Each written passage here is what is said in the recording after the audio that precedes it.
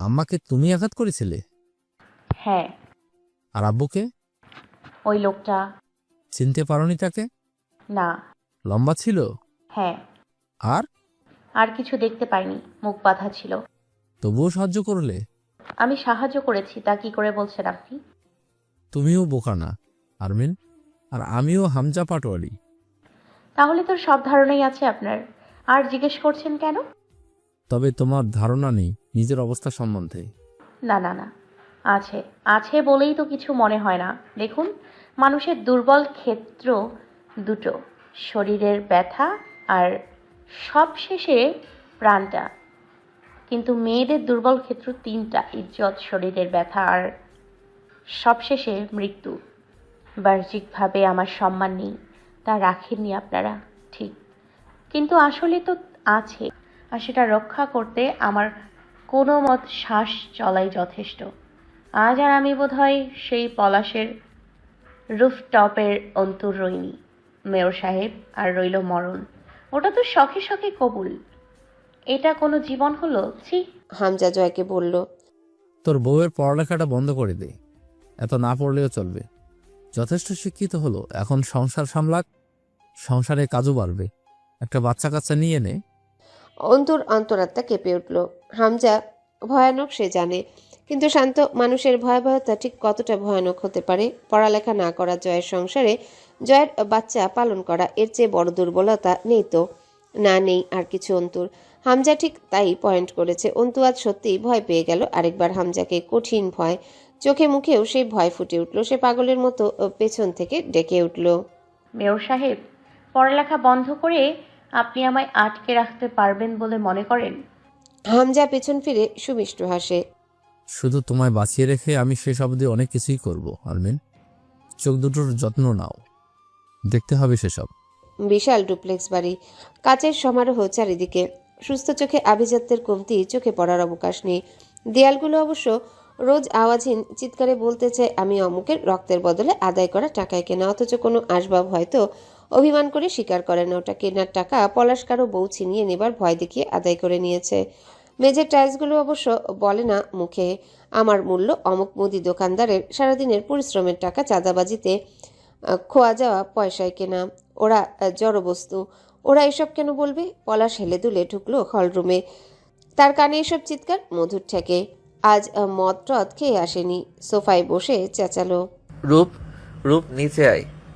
রূপকথা এসে জিজ্ঞাসা করলো, কিছু লাগবে তোমার? হুম, পাশে বস। রূপকথা জানে পলাশের কি লাগবে, কিছু প্রশ্নের উত্তর। পলাশ রূপকথার ঘাড়ে মুখ থুবড়ে আধা শোয়া হয়ে পড়ল, পাটোয়ারিদের বাড়িতে গেছিলি কেন রে? একা একা ভালো লাগে না বাড়িতে, তাই তো? রূপকথা চোখ বুঝলো। আমার মেরে ফেলো না কেন?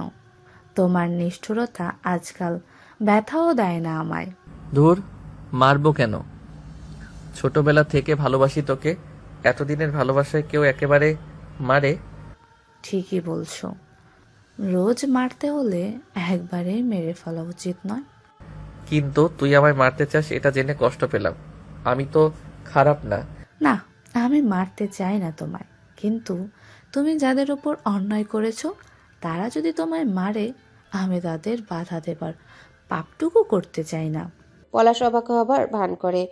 এই সাহস কোথায় পেয়েছিস রূপ? আগে ছিল না, তুই বদলেছিস অনেক। পলাশের চুলের মাঝে হাত গলায় রূপকথা। ব্যথার ওপর ব্যথা দিলে আর ব্যথা লাগে না, আমার মনে হয় তাই হয়েছে। আমার মনে হয় ধৈর্য ফুরিয়ে গেছে, অথবা পাগল হয়ে গেছি। কি সুন্দর দেখতে লোকটা, চোখ নাক চুলের বাহার, সুদর্শন স্বামী রূপকথা, তার সাথে খুব মানায় পলাশকে। লোকটা হাসলে খুব সুন্দর দেখায়, নাকটা কুচকে চোখ দুটো ছোট হয়ে যায়। রূপকথা চুলে হাত বুলিয়ে দিল, অথচ মনটা বিষে জেরে আছে।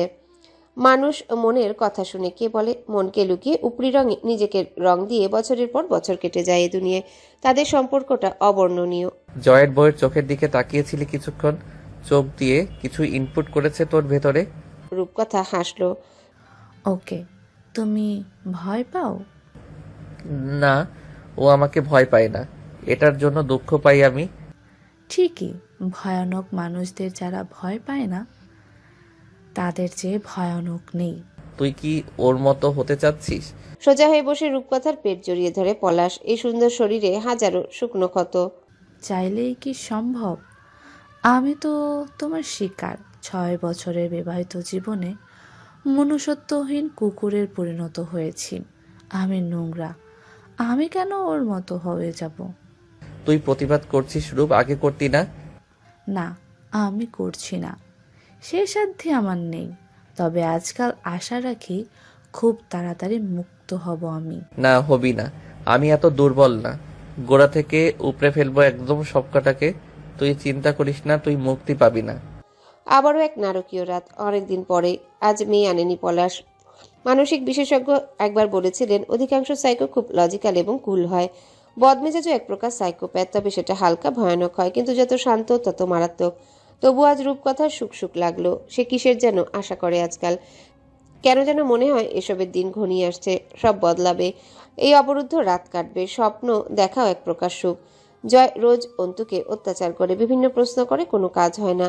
মাঝে মধ্যে জয়কে সর্বজান্তা মনে হয়। মানুষের আন্দাজ শক্তি কতটা প্রখর হতে পারে। জয় সে যেমন সেদিন চট করে বলল, পলাশের বউ এসেছিল বাড়িতে? অন্তু চুপ। জয় বলল, এসে কি কি বলে গেছে? আপনি তো সব জানেন। আপনার সব ধারণা শতভাগ মিলে যায়। এত তীক্ষ্ণ বুদ্ধিমত্তা নিয়েও আমি আপনার কাছে কৃতজ্ঞ। অতীত ভুলিনি, সেটা আলাদা বিষয়। সেটা বড় কথা না। বড় কথা হলো আমি জানি আপনি সব জানেন। আমার এমন কোনো প্রশ্নই নেই যার উত্তর আপনার কাছে নেই। জিজ্ঞেস করলে বলবেন সেসব? নরম করে বলল অন্তু। না। অন্তু দীর্ঘশ্বাস ফেলে বলল, চলুন কিছুটা ডিসকাস করা যাক। জয় কথা না বলে সিগারেট জ্বালিয়ে দেশলাই রেখে বলল, তুমি স্বার্থপর ঘোরালি? নিঃসন্দেহে। মাথা দুলিয়ে হাসলো অন্তু। জয় তাকায়। অন্তুর চোখে একটুও গ্লানি নেই। আত্মগরিমায় পরিপূর্ণ চোখ দুটো, যেখানে বারবার জয়ের মরণ হয়। জয় আজকাল গম্ভীর হয়ে পড়েছে। দুষ্টু সত্তার ঘাটতি দেখা দিয়েছে। সেসব ভেঙে আজ হেসে ফেলে গান গেয়ে উঠল। আর গাইল না, চট করে থেমে গেল। অন্তু নির্লিপ্ত। জয় কাছে এগিয়ে এসে দাঁড়িয়ে মন্ত্র পুতের মতো চোখের ভাব করে বলল, আমার কাছে যদি একটা মন থাকতো না, পাক্কা তোর উপর পিছলা খেত। আরমিন। অন্তু নির্বিকার মুখে চোখ ফেরায়। আল্লাহ বাঁচিয়েছে, ভাগ্যিস নেই। জয়ের মুচকি হাসির দমক বাড়ল। ভাগ্যিস নেই। গা দুলিয়ে হাসলো অপলক চেয়ে থেকে। অন্তু প্রসঙ্গ বদলায়। আপনি খেয়াল করেছেন কিনা জানি না, এত কিছুর পরেও কিন্তু মুস্তাকিন মহানে বাড়িতে এলো না। এত সব তদন্ত সংস্থার মেলা হলো বাড়িতে। পিবিআই ডিপার্টমেন্টের কত কর্মকর্তা এলো গেল, অথচ সে আসেনি একবারও। বিয়ের পর তাকে একবার দেখেওনি। বিষয়টা ঘাপলা লাগে না আপনার? না, লাগে না। লম্বা একটা টান দিয়ে ধোয়াটুকু গিলে ফেললো অন্তু। অনেকক্ষণ ভ্রু কুচকে তাকিয়ে রইল। কোনো কথা বলতে পারল না, হত বিহ্বলতায়। জয় যিনি আসর করা লোকের মতো গটগট করে বলল, তুমি সেদিন মুস্তাকিনের সাথে দেখা করতে বের হয়েছিলে বাড়ি থেকে। তার বাড়িতে দেখলে, পিবিআই অফিসে দেখলে, কোথাও পেলে না। এরপর পলাশের ছেলে তারাও খেয়েছিল রাস্তায়। এরপর আর কোথায় গিয়েছিলে বলছো না? সেটা কোথায়? অন্তু হতবুদ্ধি হয়ে গেল। আপনার ঘাড়ে জিন চালান করা আছে? সবটা আন্দাজ। এত নিখুঁত? জয় হাসলো তো গাল ভর্তি ধোয়া বাতাসে মিশল। হাসি চওড়া করে বলল, অভিজ্ঞতা বেশি আমার, বরাবরই তো বলি। তুমি এই যে ছুটছো কৌতূহলের পেছনে, একদিন তুমি আমার চেয়েও বেশি ভয়ানক হয়ে উঠবে গরলেই। আমি বুঝি তোমাকে। আমিও বুঝি আপনাকে। আমি জানি, তাই তো দ্রুত মেটে না। না মিঠুক কখনোই। জয় অন্তুর দিকে চোখ তুলে অস্পষ্ট হাসে। না মিটুক। সকাল সকাল জয়ের ফোন বাজছে। অন্তু রান্নাঘর থেকে ছুটে এলো, অথচ জয় তখনও বেঘরে ঘুমোচ্ছে। উপর হয়ে ঘুমায় জয়। অন্তু দুবার ডাকলো, জয়, আমি। আপনার ফোন বাজছে। গরম খুন্তি সেক দিয়ে ঘুম ভাঙতে হবে। ঘুমাগাতে হবে নাকি মরে টরে গেলেন? না, জীবিত। চোখ খুললো জয়। ফোন হাতে নিয়ে স্ক্রিনে তাকে আবার ফিরিয়ে দিল অন্তুকে। তোমার ভাবি কথা কও। ভ্রু জড়ায় অন্তু। নম্বর কোথায় পেলেন? সেদিন তোমায় খুঁজতে গিয়ে নিয়েছিলাম। মার্জিয়া কথা বলতে পারছিল না, কণ্ঠস্বর দিয়ে রীতিমতো ফুপড়ি উঠছে। অন্তু স্পিকার লাউডে দিয়ে বলল, কি হয়েছে ভাবি? তোমার ভাইয়ের গাড়ি অন্তু, কারা জানি তোমার ভাইয়ের গাড়ি পিষে দিয়ে গেছে অন্তু। কেউ একজন কেড়ে নিল ফোন। ভালোভাবে বলল, অন্তু, তোর ভাইয়ের নারী বুড়ি সব রাস্তায় রাস্তায়। কোম্পানির গাড়ি ছানা বড়া হয়ে গেছে, আগুনে পুড়ে ছাই। অন্তিক খণ্ড খণ্ড হয়ে গেছে। অন্তু, জয় দীর্ঘশ্বাস ফেলে উঠে বসলো। অন্তু মেঝের উপর বসে পড়ার আগে হামজা শান্ত জমাট বরফের মতো শীতল মুখটা ওর চোখের সামনে ভেসে উঠল। অন্তুর চোখ পরিষ্কার তো না ঘোলাটে জলে ভরে উঠেছে। হামজা চোখ পরিষ্কার রাখতে বলেছিল। অন্তু যখন উঠে দরজার দিকে এগিয়ে যাবে, জয় বাহু চেপে ধরল। গড়ালি গড়ালি, যাচ্ছ কোথায়? অন্তু তাকাতে চোখ বুজে মাথা ঝাড়া দিয়ে চোখ ঝাপটে ফের বলল।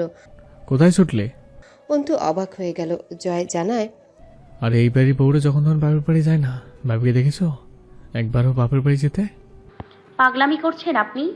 অন্তুর কণ্ঠে বিস্ময়, তার কণ্ঠস্বর কাঁপছে। না, পাগলামি করবো কোন শোকে?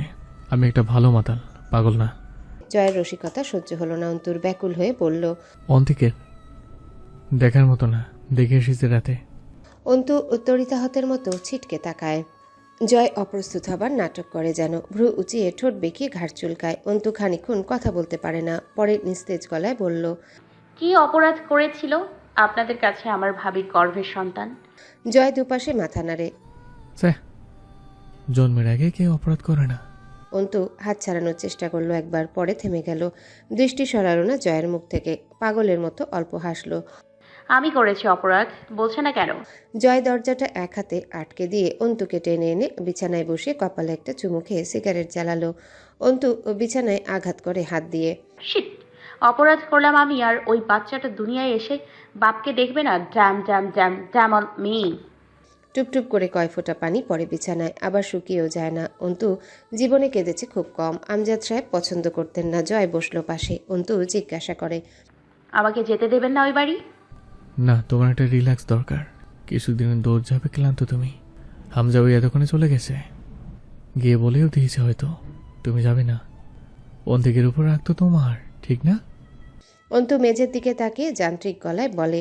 হ্যাঁ ঠিক, কিন্তু ওর সন্তানের ওপর ছিল না জানেন? তা সত্ত্বেও ওর সাথে আমি পাপ করে ফেলেছি, আমার ক্ষমা নেই। জয় সিগারেটে টান দেয়। ওসব কাটা ছেঁড়া দেখতে পারো না তুমি। আচ্ছা, দেখতে যাব না ওসব।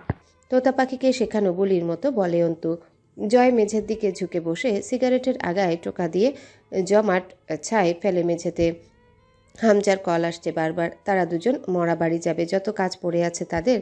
অন্তু আস্তে করে উচ্চারণ করে। কেন? খানিক সময় নেয় জয়, তারপর বলে। রাজনীতি পুরোটাই একটা দুর্নীতির ভান্ডার গড়লি।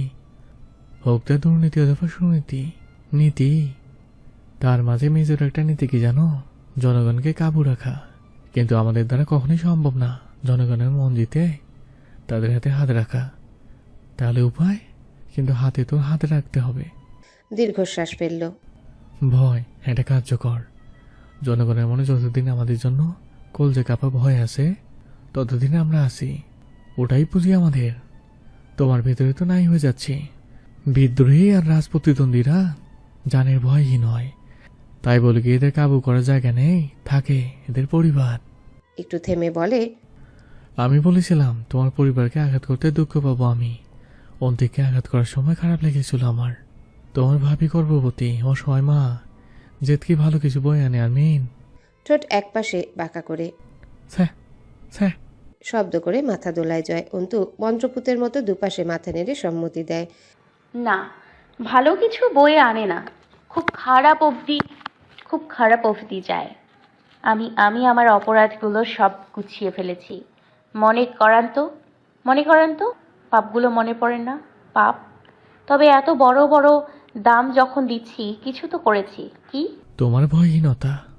হ্যান্ড প্রেসিং বলটা হাতে নিয়ে ঘুরিয়ে ফিরিয়ে দেখে বলল। হামজা ভাই আর আমার পথ একটাই, গন্তব্য দুটো। বিষয়টা এমন, এক রাস্তায় মিলিত মোড়ের উপর লাগানো দুটো বাড়ি। আমি যাব একটাতে, হামজা ভাই যাবে অপরটাতে। কিন্তু পথ তো একটাই, একই স্থানে। সেখানে তুমি একটা ব্যারিকেড, হয়তো সেটা সরিয়ে দিতে হবে, নয়তো আধা ভাঙ্গা করে পথ ক্লিয়ার করতে হবে। তোমার নিজস্ব দুর্বলতা নেই, কিন্তু তোমার ভাবি, তোমার মা, তাছাড়া অন্তিক আমার আর হামজা ভাইয়ের বিরুদ্ধে নারী নির্যাতনের মামলা করেছিল। রেপুটেশন বলতে কিছু আছে নাকি? ওসবকে ঠিক করেছে? না, ঠিক করিনি। অন্তু চোখ তুলে তাকায়। এত হিংস্র মনে হয়নি কখনো আপনাকে। তুমি আমায় চেনোই কতটুকু? জয় ঠোঁট কামড়ে হাসে, আবার জিহবা বের করে ঠোঁট ভিজায়। আমি মূর্খ, নির্বোধ, ঠিকই বলিনি। জয় হো হো করে হাসে। এই হাসিটা অবর্ণনীয়। আনমনে কেউ জোরে হাসলে ভৌতিক লাগে। জয় পারে। তার আনমনা চোখ ঠোঁট ফেরে গা দুলানো হাসি, এটা তার বৈশিষ্ট্য। পাখির মতো ঘাড় নেড়ে এদিক ওদিক তাকায়। অস্থির চঞ্চল জয় আমির সিগারেটটা ছুঁড়ে ফেলে মেঝের উপর। গত রাতে এসে গোসল করেছিল, সেই মাঝরাতে খুন করে এসে গোসল করতে হয়। হামজার জন্য গরম পানি করতে দেখেছে রিমিকে। হামজাও গোসল করেছে। অন্তু যাবে। তার মাথায় আবোল তাবোল ভাবনারা আসছে। কে যেন ডাকছে, সে স্পষ্ট শুনছে, নাম ধরে ডাকছে ওকে। সাড়া দিলেই বলছে, মরে যা, যন্ত্রণা কমে যাবে। তোর মতন মেয়ের মরে যাওয়া খুব দরকার। অন্তু শুধায়। মরলেই সব যন্ত্রণা শেষ হয়ে যাবে? সে বলে, পাক্কা। তোর বাঁচার হকই নেই। তুই তোর বাপকে খেয়েছিস, নিজের পর্দা, ক্যারিয়ার, পরিবার, সম্মান, শান্তি, অবশেষে ভাইটাকে। সাথে কিছু অমানুষ শত্রু লেলিয়ে নিয়েছিস নিজের পেছনে। একটা বাচ্চার বাপকে তার জন্মের আগে খেয়ে বসে আছিস। তোকে বাঁচার হক কে দিয়ে রেখেছে? তাহলে মরে যাওয়াই উচিত আমার। আলবাত তাই। জয়ের ড্রয়ারে অনেক রকমের ড্রাগস মেডিসিন থাকে। কোনো একটা ওভারডোজ হলেই তুই মুক্ত। তোর মতো নির্বোধের বাঁচতে নেই অন্তু। মুক্ত হ, ব্যথা কমিয়ে ফেল। এত যন্ত্রণা গেলে এমনি তো সুস্থ থাকবি না। সাদা পাঞ্জাবির উপর আলমারি খুলে নতুন আতরের শিশি বের করে পুরো শরীরে আতর লাগায় জয়। পাঞ্জাবির কলার টেনে বোতাম আটকায়। হাতে থাকা শিকলের মতো রিস্টলেট খুলে কালো ঘড়ি পরে গলার চেনটা পাঞ্জাবির গলার আড়ালে রাখে। মরাবাড়ি ভদ্র হয়ে যাওয়া উচিত। অন্তুর নাকে আতরের ঘ্রাণ যেতে পরিবেশ ভুলে অন্য টাইমলাইনে বিচরণ করতে শুরু করলো সে। সে দেখতে পায় সামনে আমজাদ সাহেবের লাশ, চোখে সুরমা, গোলাপ জল ছেটানো হচ্ছে, আতর কর্পূর ইত্যাদির গন্ধ আসছে। চট করে আমজাদ সাহেবের মুখটা বদলে অন্তিক হয়ে যায়। অন্তু কেঁপে উঠে থরথর করে। তার জন্যেই হয়েছে সব। সে কি করে ফেলেছে? তার দুঃসাহস, তার লাগামহীন জবান, তার আপোষহীন চিত্ত, ফলস্বরূপ মার্জিয়ার শুকনো মুখ অন্তুর বুকে চির ধরায়। ওই ছোট্ট জানটা যখন দুনিয়ায় আসবে, বাবাকে পাবে না। সে কি জিজ্ঞাসা করবে না, কেন আমার বাবা নেই? মার্জিয়া কি বোঝাবে না? তোর ফুপুকে জিজ্ঞেস কর। কি জবাব দেবে অন্তু? অন্তুর মনে হয় সে বোধহয় তলিয়ে যাচ্ছে কোথাও। সে কি চেতনা হারাচ্ছে? না, এত দুর্বল তো সে না। প্রতিবাদ, বিদ্রোহ, সত্যের সন্ধান, অন্যায়কে অন্যায় বলা, আপোষ না করে রুখে চলা, এসব কি দিল তাকে? অভিজ্ঞতা। প্রকৃতি কিছু নিলে বিনামূল্যে নেয় না, এই তো অন্তুকে কত শত অভিজ্ঞতা দিল। এসব কি টাকায় পাওয়া যায়? জয়ের অনেক অভিজ্ঞতা, তারও নিশ্চয়ই হারাতে হয়েছে। অন্তু ভাবে এরপর জয় পশু হয়ে গেছে। অন্তুও তাই হবে একদিন। চুপচাপ মানুষ মারতে হাত কাঁপবে না। মানুষকে গাড়ি চাপা দিয়ে খণ্ড খণ্ড করে এসে রাতে সে চুপচাপ শান্তির ঘুম ঘুমাবে। জয়ের মতো। অন্তুর আনন্দে বুক নেচে ওঠে। সে তো খালি শিখেছে মুখ চালাতে। ক্ষমতা আসলে চোখের চাহনিতে, হাতের অস্ত্র চালনার দক্ষতায় নীরবে উপড়ে ফেলায়। অন্তু নিজেকে অভিশাপ দেয়, পুড়ে মরে যা তুই। সেবার মনে হয়েছিল এবার বুঝি কি নাকি করে ফেলবি। তোর বাপ মরেছে, টাল হয়েছিস তুই, এবার দুনিয়াটা শাসন করে ফিরবি। তোর মতো মূর্খ আর জাহিরি লোকের তো মরে যাওয়া উচিত। মরে যা তুই। নিজেকে দেয়া অভিশাপ অন্তুর খুব পছন্দ হয়। সে হালকা হাসে। সে কেবল চায় জয়ের মতো বহুরূপী আর হামজার মতো শীতল হতে পারবে। ওরা কথা বলে না, ওদের মুখ অচল, হাত পাও সচল। অন্তুকে ঘরে আটকে রেখে জয় বেরিয়ে যায়। খুব সুন্দর দেখাচ্ছে জয়কে, ঠিক যেন শ্যামা রাজকুমার সাদা ভূষণে খাঁটি বনেদি পুরুষ লাগছিল।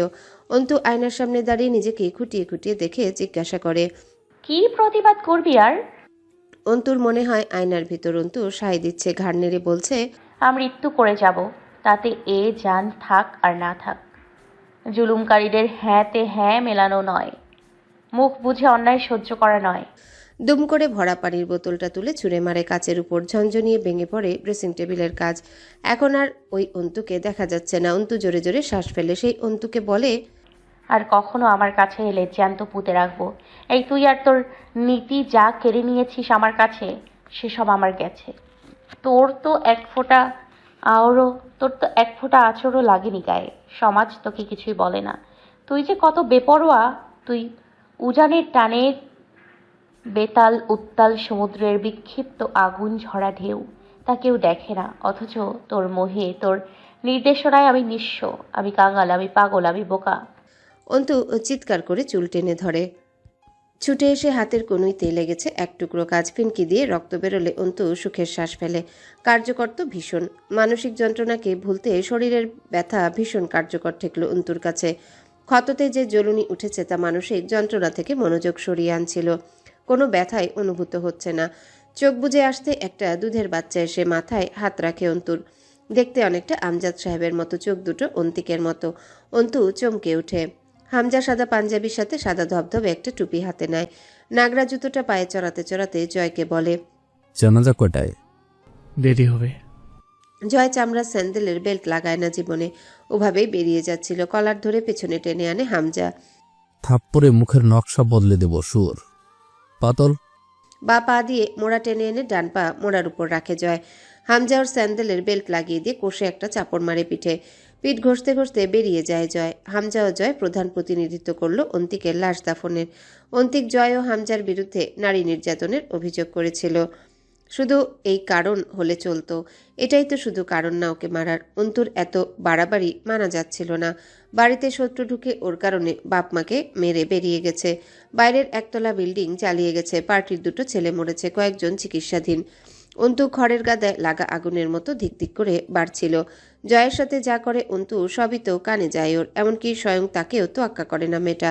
সেদিন অন্তু মোস্তাকিনের কাছে বের হবার পর রাস্তায় যখন পলাশের লোক অন্তুকে ধরতে এলো, মাঝার এসে ওকে রক্ষা করে বাড়ি নিয়ে গেছে। অন্তু গিয়েছে, কথাবার্তা বলেছে, আবার সেটা স্বীকার না করে চাবি চায়।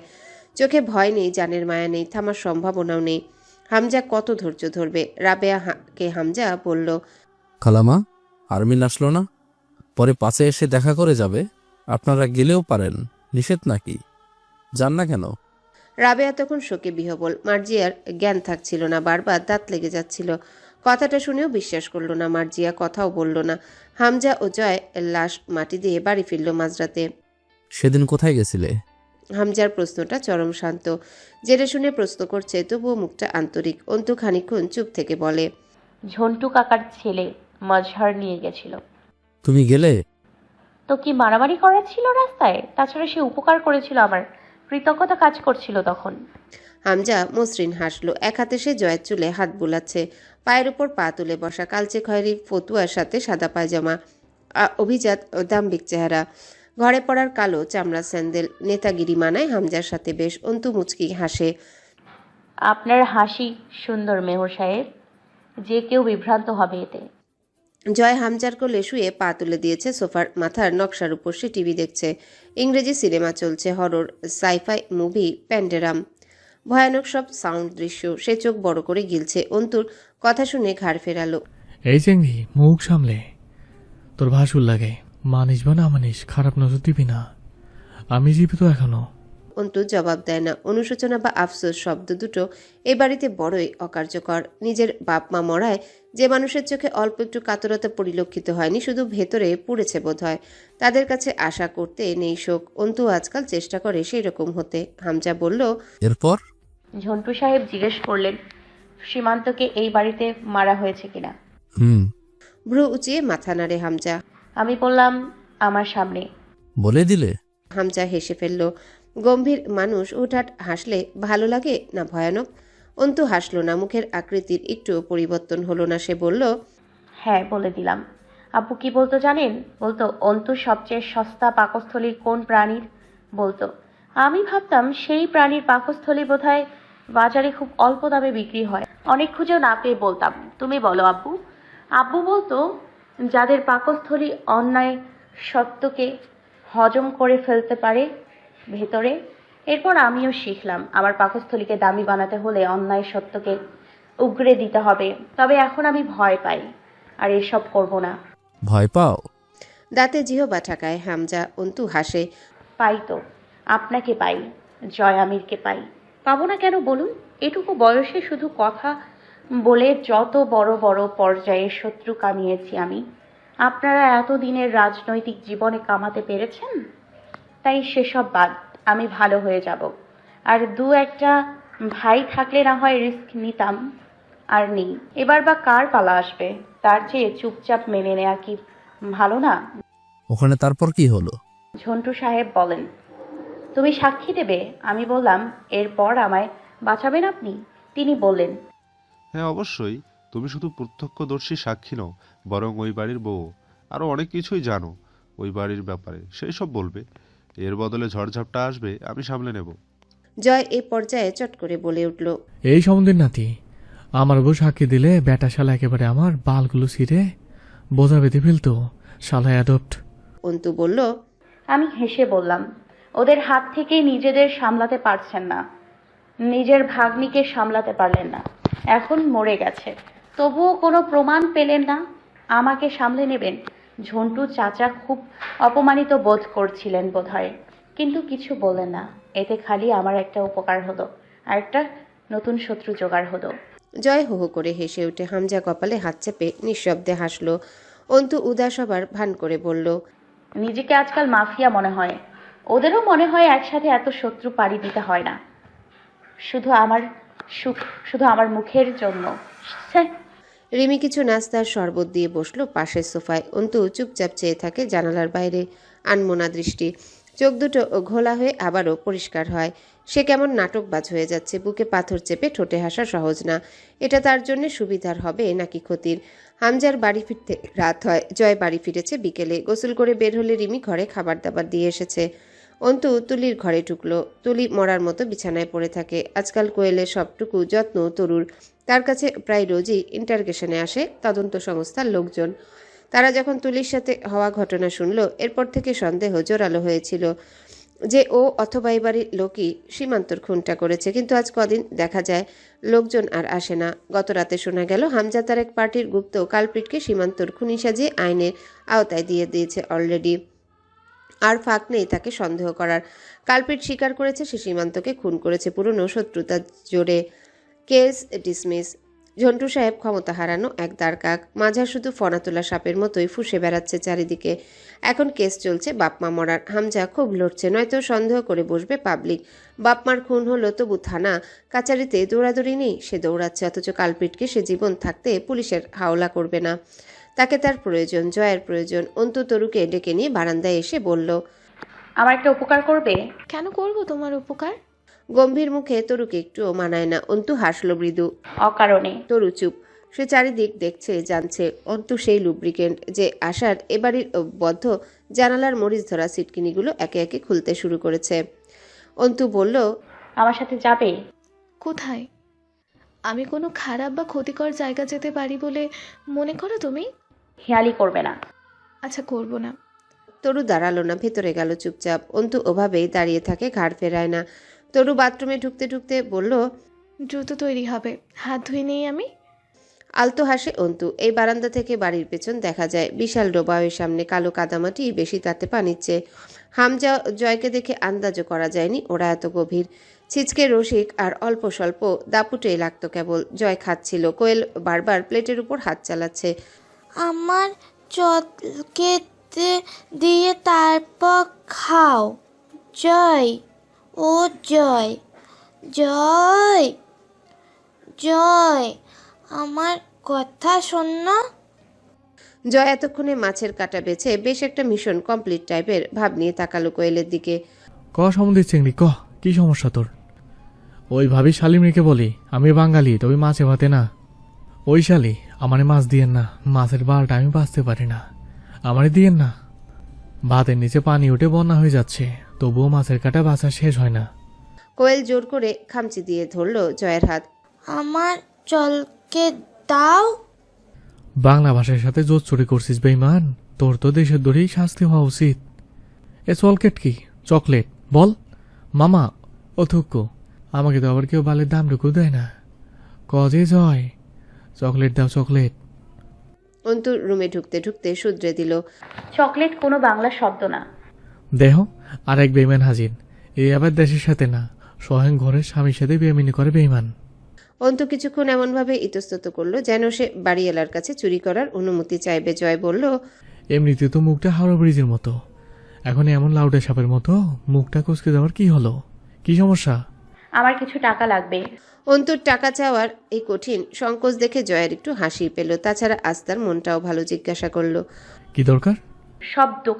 সব দরকার বলা যায় না। ফার্মেসির দোকান তো আছে আশেপাশে, না? আমাকে বলে এনে দিচ্ছি, অথবা কাউকে দিয়ে আনিয়ে দিই। তা যদি হতো তো করতাম নিশ্চয়ই। টাকা দেবেন কিনা? তোমার টেকা পয়সা দিয়ে পুষে আমার লাভ কি? লস প্রজেক্টে মাল ঢালতেছি। অন্তু কথা বলল না। জয় সোফার উপর উড়িয়ে ফেলে রাখা প্যান্টের দিকে ইশারা করে বলে, ওখান থেকে নাও। মাত্র 20টা টাকা অন্তু বের করে নেয় হাতে। তবুও মনে হলো তার হাত কাঁপছিল, শিরশির করে কাঁপছিল। চোখে মুখে অন্ধকার নেমে এসেছিল। অন্তু যখন রুম থেকে বেরিয়ে যাচ্ছিল জয় মনোযোগ সহকারে খাবার মাখাতে মাখাতে বলল, বাপের বাড়ি যাচ্ছ? অন্তু পেছনে ফিরল, অকপটে বলল। হ্যাঁ। জয় চোখ তুলে তাকায় না। অন্তু বেরিয়ে যায় চুপচাপ। জটিল এক সম্পর্ক রেখার উপর দৌড়ে কতদূর পৌঁছা যায়?